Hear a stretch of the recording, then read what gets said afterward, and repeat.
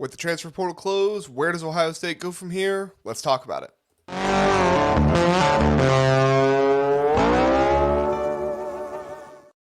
Recently, there's been a lot of talk about Ohio State in the transfer portal, especially with a good amount of guys leaving. I believe there are 6 guys who are in the transfer portal for Ohio State right now. Those, many we expected, some like Enoch Mahi, others that we thought maybe they would. Jahad Carter kind of buried in the depth chart. But Ohio State still needs to fill out all of their scholarship limits if they are going to look to the portal. Who are some of the options that they're going to do that with? Let's talk about some of the people that have been talked about on Twitter and other places. One of them being John Motton. He is a safety from Ohio. Now, he is going to be a senior. I think PFF has him as a junior, but if my research is correct, I do believe he'll be a senior. Might have a year of eligibility left because of some of those crazy rules that are going on, but still, he is going to be a senior, and he is somebody who has received an offer from Ohio State. However, this offer is a preferred walk-on offer, so those kind of offers can possibly turn into scholarship, but they do prefer you to be a walk-on, so this is not somebody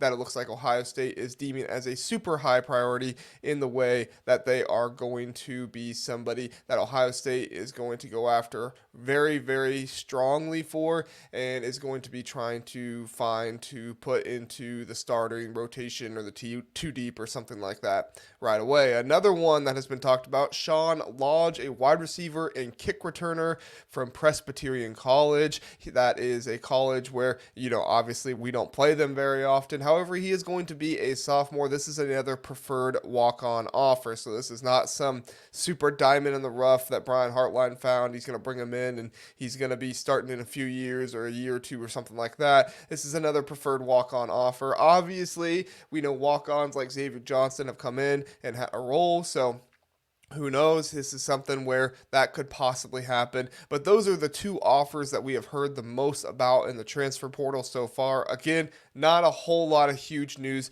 in that area, but we have gotten some information about some guys to keep an eye on. One of them being Cameron Broussard coming out of Sacramento State. Now, Cameron Broussard had a very good year this past year. He was all Big Sky, first team in their conference, was very, very good. I believe he will be on an official visit here coming soon, is what Bill Kurlick said. This is somebody that we don't think Ohio State has offered him yet. Maybe by the time you're watching this video, they have. However, at the point right now, this is somebody that Ohio State is keeping their eye on. He is a DB, most likely, a safety corner, something like that. We'll see where he goes from here. Tim Walton and Matt Guerrier obviously would be figuring out where exactly he would play. Another one is a for sure safety in Jaden Mangham, however you say it. I'm terrible with names.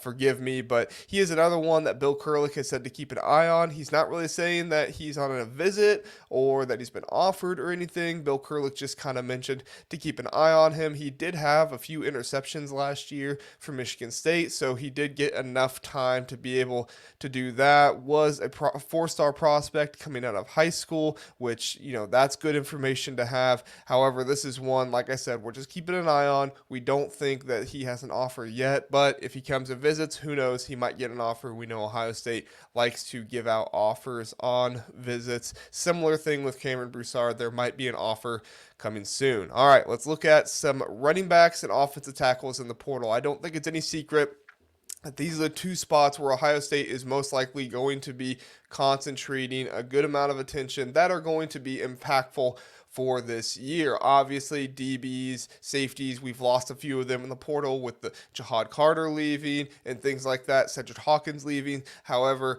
the guys that will most likely be making more of an impact this year, if we do get them, would be a running back or an offensive tackle. Now, I want to say about the offensive tackle, first and foremost, I didn't even do a deep dive into some of these guys because these guys, they're just not starter caliber level for Ohio State. Everybody that I've watched, everybody that I've seen, everybody that I've read talk about the guys that are in the transfer portal right now, they are saying that Ohio State would not even entertain them to be in there too deep. So we're not going to go a deep dive into the offensive tackle. It's just not really worth our time in that scenario. However, there are some running backs here on the list that I do think are worthy of mentioning. Not going to predict that they're coming to Ohio State or anything like that, but I do think there's a few in here that are worth mentioning. Number one, Jordan Washington. He is at the top. He's most likely going to Washington. Obviously, there's a story going on there. I don't have all the details, but I do know that he was a true freshman this year, leaving after spring ball, was a top 200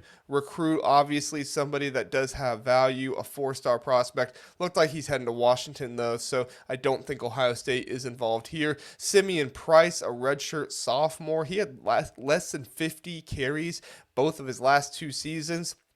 Now, he can't transfer to another school in the SEC because this is the spring portal window, so it's very possible that we see him go to a Big Ten school. I don't think it will be Ohio State. I can't find any connections. I can't find anybody talking about this kid connected with Ohio State, so it doesn't seem like it's going to happen to me. However, whenever an SEC running back does enter the portal, I always do perk up a little bit just because you know that they cannot transfer to an SEC school in the spring portal, not the fall portal, not the winter portal, whatever you want to call it, but in the spring portal, they can't transfer to another SEC school, some weird SEC rule they have.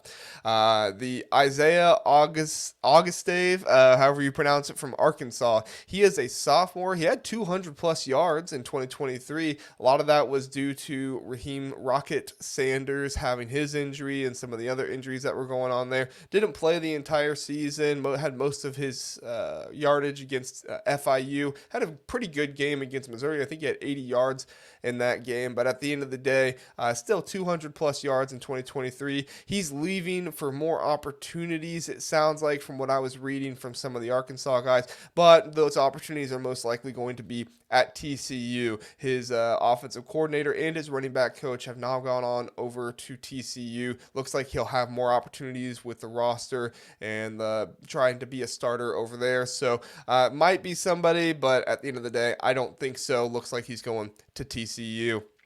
The next one is TreVonte Citizen, a redshirt sophomore. He's from Miami, and he's been in college for 2 years. He missed his first 2 seasons with a torn MCL, some knee injury stuff, and being set back from time to time. He was available during the Pinstripe Bowl against Rutgers. However, he did not play in that injury. He was available, but he was a pretty highly rated recruit, number 108, nearly in the top 100 in 24/7's composite rankings. I think he was 133 in 24/7. So other services are even higher on him than 24/7 is. But this is somebody that he does look like if the injury is not affecting him, he might have some good talent. Ohio State might bring him in, has some youth. It's possible that he could come in and say, hey, I'll sit for a year, and I see the opportunity that is there with TreVonte Henderson and Quinshot Judkins heading out after this year. So it's a possibility. I wouldn't rely on it. The thing that does make this a little bit stronger to think about it a little bit is that Carlos Loughlin did offer him when he was at Oregon last year. So this is a possibility where Carlos Loughlin has a relationship with him. He might reach out. We'll see what happens. I also don't know if Ohio State is really looking that hard for a running back. From every indication, it seems like they're not, from the stuff we're hearing, but I know this is something that people are hearing and thinking about, so we will continue to go through a couple more guys before we finish up here. Andrew Paul, a redshirt sophomore. He did tear his ACL his freshman year. He's from Georgia, and he's leaving a pretty loaded running back room with Trevor Etienne there and all that's going on. This is another one that Carlos Loughlin did offer out of high school. Now, it was only a 3-star recruit, was not super high up there in the recruiting rankings, but he is in the top 5 here for the remaining players left in the transfer portal that are running back. So it is good to mention him with that going on, but at the end of the day, I don't know if I see Ohio State going after him here. And then the last one that I've heard some people talk about, just because it is an interesting story, is Star Thomas. He has 1 year of eligibility left. He was a leading rusher for New Mexico State last year, started his career in JUCO, and he never actually had a star rating or anything like that coming out. Apparently, at least to 24/7, he never had one, and so that was interesting. Never had a JUCO rating either, which is rather interesting to find, especially that he landed up at a Division I New Mexico State program.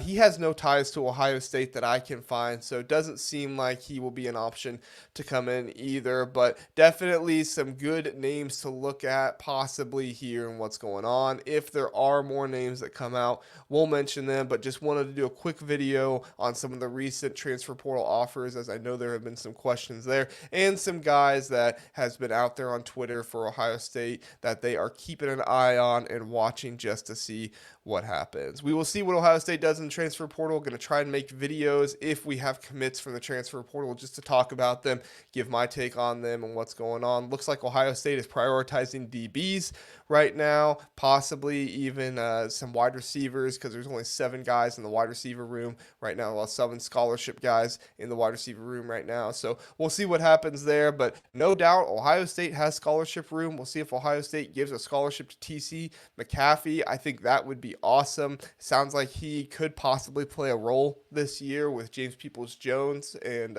James Peoples and Sam Williams-Dixon. So going to be an interesting season. We'll see if Ohio State sticks with the 5 guys in the running back room or if they add one more and go from there. So thanks for watching, everybody. Have a good one.